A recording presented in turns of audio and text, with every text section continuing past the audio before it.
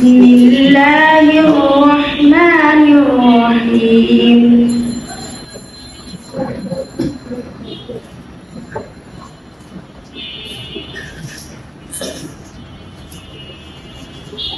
ভারপ্রাপ্ত চেয়ারম্যান আরেকটু আমাদের 61তম জন্মদিন উপলক্ষে আজকে আমরা আপনাদের মাঝে এসেছি।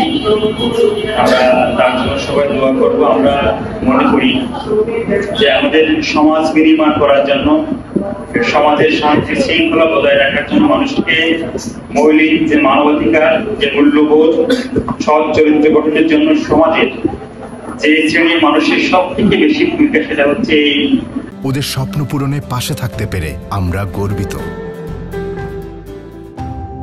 আলেম সমাজ, আমাদের এই যারা কারিরা আছেন, আলেমরা আছেন, মসজিদে যারা মুয়াজ্জিম আছেন, ইমাম সাহেব আছেন, হাফেজ সাহেব আছেন, আমরা মনে করি যে সমাজ বিনির্মাণ করার জন্য, মানুষকে সঠিক পথে পরিচালনা করার জন্য এই সমাজে এবং সারা বিশ্বে এই ইসলামিক মূল্যবোধ যাদের ভিতরে আছে, ইসলামিক জ্ঞানটা যাদের ভিতরে আছে, এরাই সমাজ বিনির্মাণ করার জন্য, সত্যকে সত্য এবং মিথ্যাকে মিথ্যা বলার জন্য সমাজে সবচেয়ে যে বেশি গুরুত্বপূর্ণ ভূমিকা রাখে, সেটা হচ্ছে আলেম সমাজ। আমাদের ছাত্র দলের পক্ষ থেকে আমরা আমাদের এই ছোট্ট যারা ইসলামিক শিক্ষায় শিক্ষিত হচ্ছেন, সমাজকে যারা ইসলামিক মূল্যবোধের শিক্ষা দিবেন, তাদের জন্য আমরা আমাদের পক্ষ থেকে আমাদের সাধ্যমতো আমরা যতটুকু পেরেছি, আমরা আমাদের ছোট সোনামণিদের জন্য আমাদের কোরআন শরীফ, মেচোয়ার, টুপি এবং আমরা আতর উপহার দিয়েছি। আমরা মনে করি আমাদের এই সমাজের জন্য এরাই আগামী দিনে আমাদের সম্পদ হবে এবং সমাজকে সুন্দর করে পরিচালনা করার জন্য এরাই